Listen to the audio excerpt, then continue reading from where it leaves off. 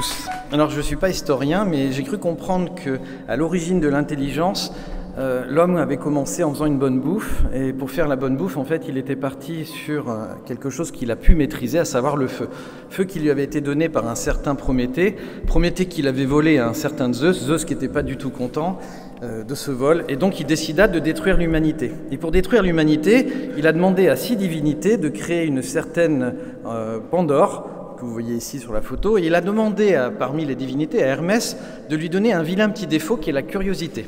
Ensuite, il a offert à Pandore une magnifique jarre, et dans cette jarre, il a mis tous les maux qui allaient détruire l'humanité.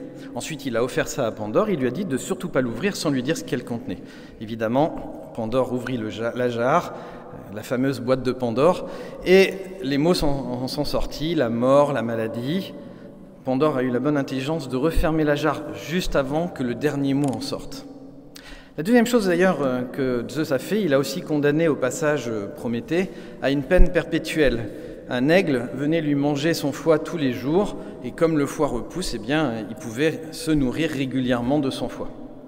De cela, l'homme a utilisé cette connaissance. D'abord le feu, pour pouvoir découper et pouvoir cautériser, et puis le fait que le foie repousse, ça nous permet notamment, lorsqu'on a des tumeurs, de couper la partie malade du foie, en espérant que l'autre partie repousse. Il ne faut pas en couper trop, sinon ça ne repousse pas, on est en insuffisance hépatique. Ce qui est intéressant, c'est que pour faire ça, en fait, on pourrait le comparer à un arbre qui serait malade. Quand vous avez un arbre malade dans la rue, soit on coupe l'arbre, on le remplace, ça s'appelle une transplantation, soit on coupe juste la partie malade, et pour ça, il va falloir trouver la branche qui alimente la partie tumorale. Et ce faisant, en coupant la bonne branche, c'est-à-dire celle qui alimente les tumeurs, eh bien, on va avoir un foie qui va repousser. Malheureusement, c'est difficile d'imaginer les branches à l'intérieur de l'organe puisque l'organe n'est pas transparent. Et donc, on a inventé l'imagerie médicale. L'imagerie qui nous donnait une vue de l'intérieur du patient en tranches, comme si on découpait les patients en tranches, qui dans la vraie vie arrivent quand même assez rarement, il faut bien l'avouer. Et donc, de ce fait, on a inventé d'autres systèmes, et notamment des algorithmes à base d'intelligence artificielle. C'est-à-dire qu'on a créé une intelligence qui nous aide à être plus intelligents. Cette intelligence combinée à l'intelligence humaine nous permet de créer une cartographie 3D du patient, de la photo satellite, on en déduit une copie numérique, une sorte de clone 3D, sur lequel on va pouvoir préparer l'acte opératoire, s'entraîner, et par exemple sur ce patient, sur lequel il y a 2 tumeurs visibles, tous les chirurgiens se trompent. Et ils disent que les 2 tumeurs sont dans le foie droit parce que géométriquement, elles se trouvent à droite du foie. Mais lorsqu'on regarde avec la simulation, en cliquant sur la veine porte droite, c'est-à-dire celle qui alimente le foie droit, on voit que les 2 tumeurs ne sont pas à droite. Par contre, elles sont dans le foie gauche, parce qu'il y a une branche qui vient les alimenter depuis la partie gauche.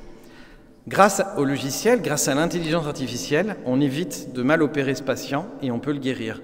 Ce qui est vrai pour le foie est vrai pour d'autres organes. On peut réaliser ça pour tous les organes. Cet enfant de 5 ans, par exemple, avait une tumeur dans chacun de ses reins. Pathologie très rare, très difficile à opérer. Ce qui était prévu, c'est de lui retirer le rein gauche avec une transplantation à terme et une vie d'anti-rejet. Mais grâce au logiciel, comme vous le voyez, on a pu simuler l'opération avant de la réaliser. On voit qu'on peut retirer la moitié du rein droit, il reste la moitié qui est viable, et surtout à gauche, qu'on pensait devoir retirer, eh bien on se rend compte qu'il va rester, après opération, 1/3 de rein gauche viable. Cet enfant a été opéré début janvier, il a repris l'école en février, il n'aura pas de transplantation. Aujourd'hui, voilà à quoi ressemblent ses reins, et il va pouvoir vivre une vie normale. Alors, ces intelligences, aujourd'hui, elles ont tendance à faire peur, notamment l'intelligence artificielle. On nous dit qu'on est en train d'ouvrir la boîte de Pandore. Que reste-t-il dans cette boîte de Pandore? Quel est le dernier mot qui peut détruire l'humanité? Ce dernier mot, il s'appelle Elpis. Elpis, ça a été traduit par espoir. En réalité, ce n'est pas la vraie traduction. La vraie traduction d'Elpis, c'est attendre quelque chose. Et l'opposé de ça, c'est agir.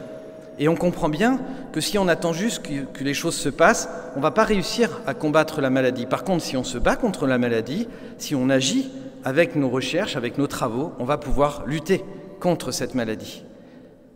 Mais l'intelligence artificielle, c'est quelque part attendre quelque chose sans rien faire, attendre que la machine fasse tout à notre place. À l'inverse, si cette intelligence artificielle, on la met entre les mains de l'humain, alors là on change tout, parce que ça revient exactement au même que lorsque Prométhée nous a mis entre nos mains le feu. Le feu peut nous brûler, il existera des pyromanes, mais en le maîtrisant, on a réussi à devenir ce qu'on est. Alors à la question « doit-on prendre ce risque ?» Ma réponse est très claire.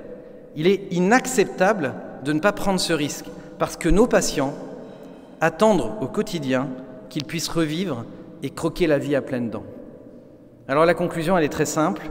Vivre, c'est prendre des risques. L'intelligence, c'est de les maîtriser pour le bien de l'humanité. Merci.